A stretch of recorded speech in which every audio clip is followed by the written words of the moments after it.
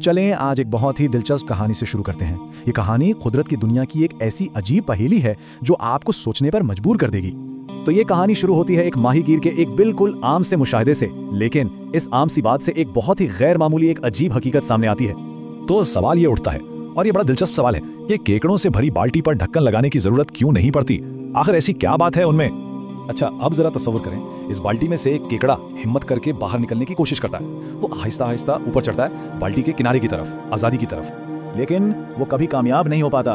और वजह बहुत हैरानकुन है। जैसे ही वो किनारे के करीब पहुंचता है ना, बाकी सारे केकड़े मिलकर उसे पकड़ते हैं और वापस नीचे खींच लेते हैं। मतलब वो ये यकीनी बनाते हैं कि कोई एक भी इस बाल्टी से बाहर ना निकल पाए। अब सवाल यह है कि केकड़ों के इस अजीब रवैये का आखिर मतलब क्या है? क्या ये सिर्फ एक जानवरों की फितरत है, एक इंस्टिंक्ट, या इसके पीछे कोई गहरा सबक छिपा है? चलें देखते हैं कि जो माखज़ हम देख रहे हैं वो इसकी क्या तशरीह करता है। और यहाँ पर हमारा माखज़ एक बहुत ही हैरानकुन दावा करता है। वो ये कहता है कि ये केकड़ों की कोई आम हरकत नहीं, ये तो कुदरत की तरफ से, खुदा की तरफ से इंसानों के लिए एक सबक है, एक पैगाम है कि उन्हें अपनी इज्तिमाई जिंदगी कैसे गुजारनी चाहिए। अच्छा, इस दलील को अगर गहराई में समझना है तो हमें ये देखना होगा कि केकड़ों का ये जो निज़ाम है ये आखिर किस चीज़ से बचा रहा है। माखज़ के मुताबिक ये एक खतरे को रोकने का तरीका है, और वो खतरा है ज़हनी इन्हिराफ, यानी सोच का इज्तिमाई धारे से अलग हो जाना। तो माखज़ इस केकड़े वाली मिसाल को इंसानों पर लागू करते हुए एक पूरा समाजी निज़ाम बताता है। ये 4 स्टेप्स पर मुश्तमिल है, बिल्कुल वैसे ही जैसे केकड़े करते हैं। चलें एक एक करके इन स्टेप्स को देखते हैं। ठीक है, तो ये तो हो गई थी थ्योरी की बात, लेकिन क्या इसकी कोई मिसाल तारीख में भी मिलती है?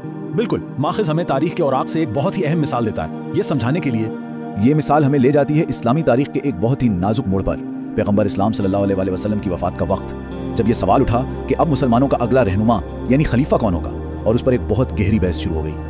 और इसी बहस के बीच माखज़ के मुताबिक एक शख्सियत सामने आती है, साद बिन उबादा। उन्हें इस कहानी में इस फर्द के तौर पर पेश किया गया है जिसने इज्तिमाई सोच से हटकर एक अलग राय कायम की। तो इख्तिलाफ क्या था? देखें, एक तरफ तो अक्सरियत की राय थी कि खलीफा कबीला कुरैश से होना चाहिए, लेकिन साद बिन उबादा ने एक अलग नजरिया पेश किया। उनका कहना था कि या तो खलीफा अंसार में से हो, या फिर 2 खलीफा हों, एक मुहाजिरीन से और एक अंसार से।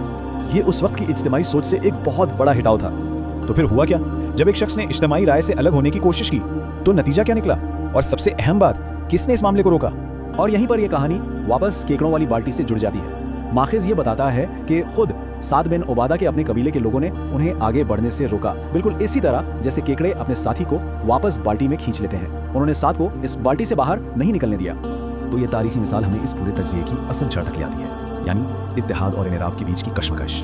तो अगर हम माखज़ की मरकज़ी दलील को समेटें तो चंद बातें बिल्कुल साफ हैं। पहली ये कि समाजी इत्तेहाद की अहमियत सबसे बढ़कर। दूसरी बात, उस इत्तेहाद को बरकरार रखने के लिए करीब मेंटालिटी को एक कुदरती या तक एक खुदाई निज़ाम के तौर पर देखा जा रहा है। और तीसरी और सबसे अहम बात ये कि माशरे को खुद आगे बढ़कर ऐसे अफराद को रोकना चाहिए जो इज्तिमाई धारे से अलग होने की कोशिश करें, यानी इस जबरी इत्तेहाद को एक मुस्बत और ज़रूरी चीज़ के तौर पर पेश किया गया है। तो माखज़ ने अपनी बात तो वाज़ेह कर दी, लेकिन ये पूरी बहस हमें एक बहुत गहरे सवाल पर लाकर खड़ा कर देती है। सवाल यह है कि इज्तिमाई इत्तेहाद को कायम रखने के लिए, कम्युनिटी को बचाने के लिए इनफरादी सोच और इख्तिलाफ राय की लकीर कहाँ खींची जाए? ये वो सवाल है जिस पर गौर करना बहुत ज़रूरी है।